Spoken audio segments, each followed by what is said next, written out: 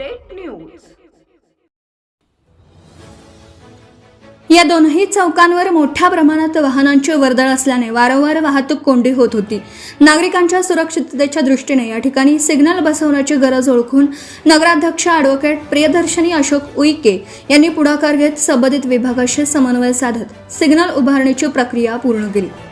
आज उद्घाटन सोहळ्यास नगर परिषदेचे सभापती, नगरसेवक, नगरसेविका, वाहतूक पोलीस विभागाचे अधिकारी व कर्मचारी, नगर परिषदेचे अधिकारी तसेच अनेक नागरिक उपस्थित होते।